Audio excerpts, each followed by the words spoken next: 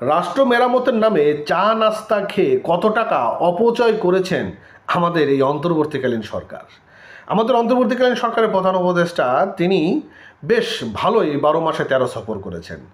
আর নিশ্চয়ই আপনারা জানেন যে একটা রাষ্ট্র সফর করতে গেলে সেখানে রাষ্ট্রের কী পরিমাণ অর্থ ব্যয় হয়। এবং আমাদের ডক্টর মোহাম্মদ ইউনূস স্যার তিনি যে একা গিয়েছেন সেটা কিন্তু নয়, তিনি সফর সঙ্গীও নিয়েছেন।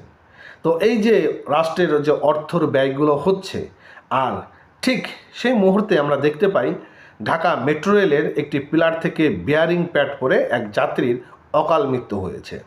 ব্যবস্থাপনা কী নিতে পেরেছে? রাষ্ট্র মেরামত কী করতে পেরেছে? আমাদের বাড়ির সামনে হাই রোড, এখানে যদি আপনি ওঠেন দেখতে পারবেন যে রাস্তার কি বেহাল দশা রয়েছে। আপনারা দেখতে পাবেন প্রত্যেকটা গ্রাম অঞ্চল বলেন বা শহর অঞ্চল বলেন, রাস্তার কি একটা বেহাল দশা তৈরি হয়েছে।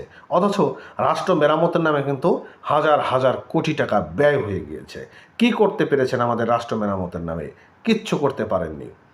ডক্টর মোহাম্মদ ইউনূস তিনি এখনও পর্যন্ত যে ধরনের প্রতিশ্রুতি দিয়েছেন, একটা প্রতিশ্রুতিকে তিনি বাস্তবায়নে রূপদান করতে পেরেছেন?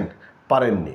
নিশ্চয়ই আপনাদের মনে আছে আমাদের professor doctor Mohammad Yunus sir তিনি একটা বক্তব্যে বলেছিলেন যে আমরা চীনের সঙ্গে বিনিয়োগ করতে যাচ্ছি। চীন আমাদের এখানে একটি বড় হসপিটাল তৈরি করতে যাচ্ছে এবং সেটি হবে অত্যাধুনিক হসপিটাল।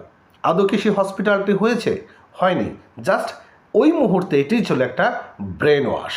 আর এই ব্রেন ওয়াশের মধ্যে আছি।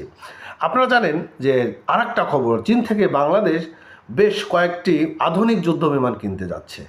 এই আধুনিক যুদ্ধ বিমান কিনতে যাচ্ছে কিন্তু কেনা হবে না। দেখতে পাবেন এই সরকার কোনো এক সময় বিদায় নেবে, অন্য সরকার আসবে, সে সরকারও বিদায় নেবে, কিন্তু আধুনিক চায়নার সঙ্গে যে চুক্তি করতে যাচ্ছে, যা হয়নি কিন্তু চুক্তি করতে যাচ্ছে, সেই যুদ্ধ বিমান কিন্তু কিনা কখনোই সম্ভব হবে না। অথচ আমরা যারা সাধারণ পাবলিক রয়েছি, কেউ আলহামদুলিল্লাহ, সুবাহান আল্লাহ, কেউ জয় শ্রীরাম, কেউ হরে কৃষ্ণ বলে আমরা সম্বোধন করছি। হ্যাঁ, কিন্তু বাস্তবায়ন কি জানেন? বাস্তবায়ন হলো কাঁচকলা, কিছুই দেখাতে পারবে না। অন্তর্বর্তীকালীন সরকার প্রধান উপদেষ্টা কী কথা দিয়েছিল যে আগামী জাতীয় নির্বাচন হবে একটি অবাধ সুষ্ঠু ইতিহাসের, বাংলাদেশের ইতিহাসের সেরা একটি নির্বাচন। তিনি কি বাংলাদেশের সেরা নির্বাচন দিতে পারবেন? হ্যাঁ, দিতে পারবেন না। তিনি যেটা পারছেন, দেশের মধ্যে একটা গণ্ডগোল পাকিয়ে দিচ্ছেন। দেশের মানুষের মধ্যে একটা ভ্রাতৃত্ব বোধকে তিনি নষ্ট করে দিতে চাচ্ছেন এবং তিনি কিন্তু এটি সফল হতে যাচ্ছেন। তিনি বাংলাদেশের ইতিহাসকে তিনি রিসেট বাটনে টিভি দিয়েছেন, ক্লিক করেছেন। রিসেট বাটনের কার্যকলাপ কিন্তু আমরা দেখতে পাচ্ছি।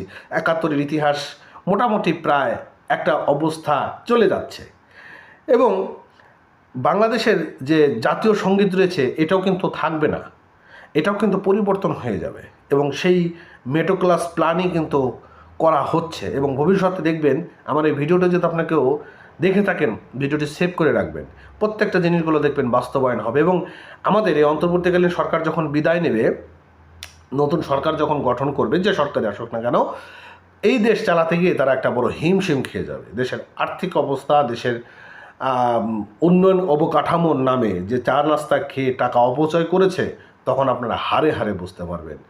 বাংলাদেশের যে বিমানবন্দর, সমুদ্র বন্দর, সেটা মার্কিন যুক্তরাষ্ট্রের হাতে তুলে দিতে চায়। কেন তুলে দিতে চায় বোঝেন না? বোঝা তো পরিষ্কার। রাষ্ট্র আমেরিকার হাতে তুলে দেবে সেটা কিন্তু নয়। এই কাজগুলো করার মতো অর্থ বাংলাদেশের হাতে নেই, এটা পরিষ্কার কথা ভাই। যাক, ভালো থাকেন। নতুন হয়ে থাকলে আমাদের চ্যানেলটি সাবস্ক্রাইব করে রাখবেন, পেজটা ফলো করে রাখবেন। ধন্যবাদ এতক্ষণ সঙ্গে থাকার জন্য।